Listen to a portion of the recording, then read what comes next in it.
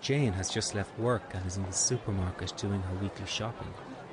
She's got a lot of things on her mind and has been rushing around, throwing all the items she needs into the shopping cart. While checking the price on a can of goods, she notices something strange.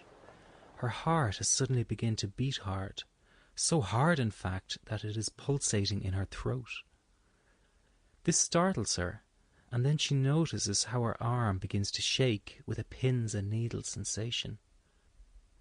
This is the first time anything like this has ever happened to her. She is confused and starting to get really scared.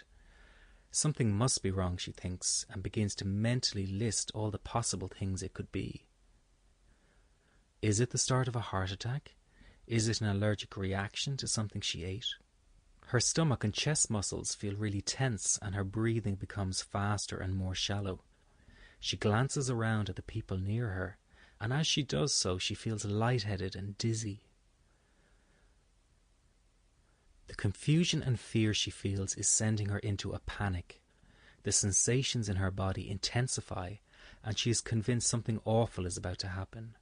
She feels a need to get outside and leaves her shopping cart full of goods behind as she walks slowly towards the exit.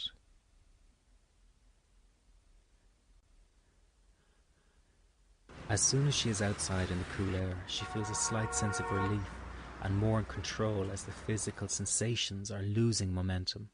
Although she is calming down, she is still in shock and her body is shaking. It feels as if someone had just held a gun to her head. She has never felt so terrified and out of control in all her life. She calls her husband at work and tells him what happened and asks if he would meet her so they can go to the hospital together. A few hours later, Jane is lying on the hospital bed, waiting for the results of the medical tests she has completed. The doctor arrives and tells her they cannot find anything physically wrong with her, and that it was most likely a panic attack. This is relieving yet confusing at the same time. A panic attack, she thinks. She remembers an aunt that experienced panic attacks, but never really understood what that meant, and certainly never imagined it felt as scary as what she just went through. Glad that nothing is physically wrong, she checks out of the hospital and goes home.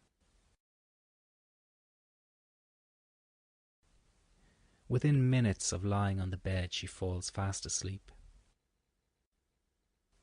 On waking the following day, Jane immediately begins to go over the ordeal in her mind.